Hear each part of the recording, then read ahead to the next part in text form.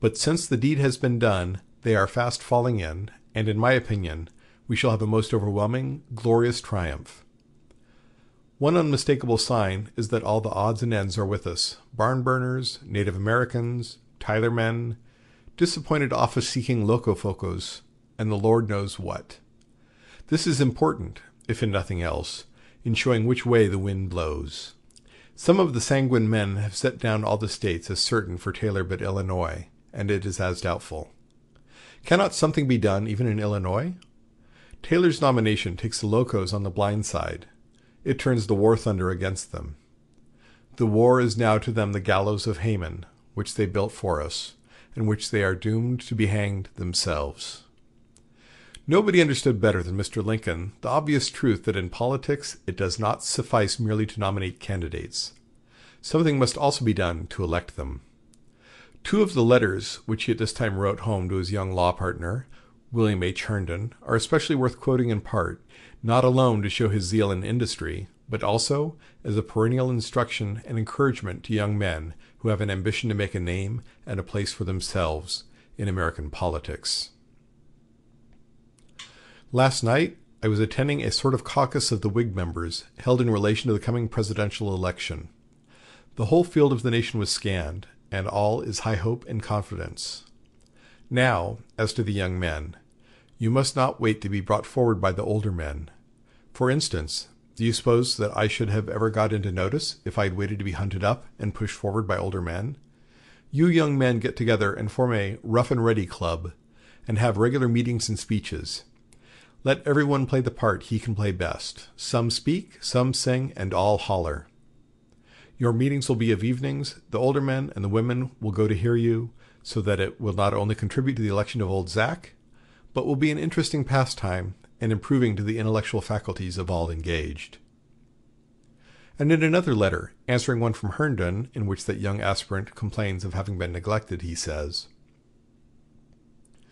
"The subject of that letter is exceedingly painful to me, and I cannot but think that there is some mistake in your impression of the motives of the old men. I suppose I am now one of the old men, and I declare on my veracity, which I think is good with you, that nothing could afford me more satisfaction than to learn that you and others of my young friends at home are doing battle in the contest, and endearing themselves to the people, and taking a stand far above any I have been able to reach in their admiration. I cannot conceive that other old men feel differently. Of course, I cannot demonstrate what I say, but I was young once, and I am sure I was never ungenerously thrust back. I hardly know what to say. The way for a young man to rise is to improve himself every way he can, never suspecting that anybody wishes to hinder him. Allow me to assure you that suspicion and jealousy never did help any man in any situation. There may sometimes be ungenerous attempts to keep a young man down, and they will succeed, too, if he allows his mind to be diverted from its true channel to brood over the attempted injury. Cast about, and see if this feeling has not injured every person you have ever known to fall into it." Mr. Lincoln's interest in this presidential campaign did not expend itself merely in advice to others. We have his own written record that he also took an active part for the election of General Taylor after his nomination, speaking a few times in Maryland near Washington, several times in Massachusetts, and canvassing quite fully his own district in Illinois. Before the session of Congress ended, he also delivered 2 speeches in the House, one on the general subject of internal improvements, and the other the usual political campaign speech which members of Congress are in the habit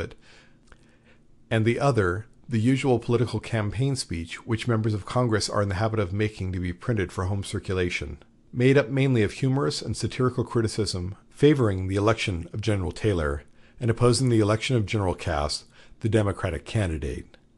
Even this production, however, is lighted up by a passage of impressive earnestness and eloquence, in which he explains and defends the attitude of the Whigs in the denouncing the origin of the Mexican War. If to say the war was unnecessarily and unconstitutionally commenced by the President be opposing the war, then the Whigs have very generally opposed it. Wherever they have spoken at all, they have said this, and they have said it on what has appeared good reason to them: the marching an army into the midst of a peaceful Mexican settlement, frightening the inhabitants away, leaving their growing crops and other property to destruction, to you may appear a perfectly amiable, peaceful, unprovoking procedure, but it does not appear so to us. So to call such an act to us appears no other than a naked, impudent absurdity, and we speak of it accordingly.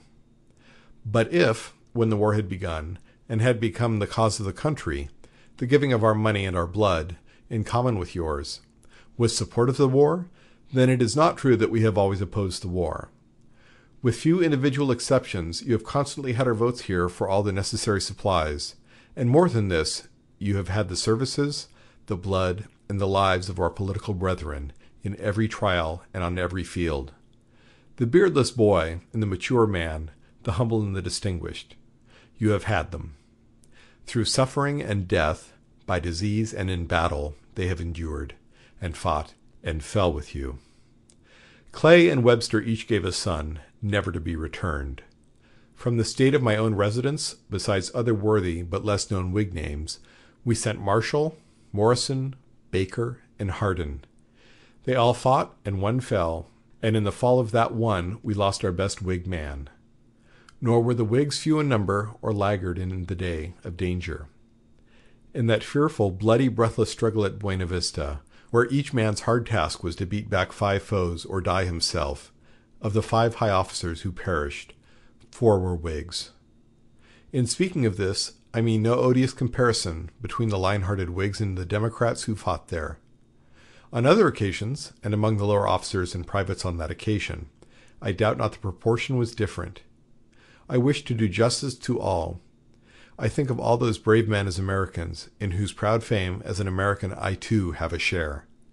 Many of them, Whigs and Democrats, are my constituents and personal friends, and I thank them, more than thank them, one and all, for the high, imperishable honor they have conferred on our common state. During the second session of the 30th Congress, Mr. Lincoln made no long speeches, but in addition to the usual routine work devolved on him by the committee of which he was a member, he busied himself in preparing a special measure which, because of its relation to the great events of his later life, needs to be particularly mentioned. Slavery existed in Maryland and Virginia when those states ceded the territory out of which the District of Columbia was formed. Since, by that cession, this land passed under the exclusive control of the federal government, the institution within this 10-mile square could no longer be defended by the plea of state sovereignty. An anti-slavery sentiment naturally demanded that it should cease.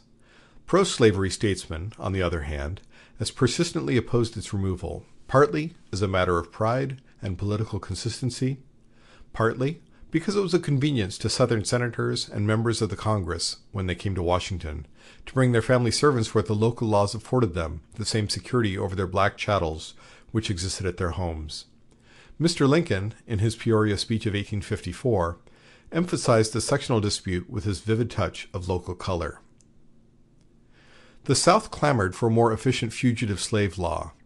The North clamored for the abolition of a peculiar species of slave trade in the District of Columbia, in connection with which, in view from the windows of the Capitol, a sort of Negro livery stable, where droves of Negroes were collected, temporarily kept, and finally taken to Southern markets, precisely like droves of horses had been openly maintained for 50 years.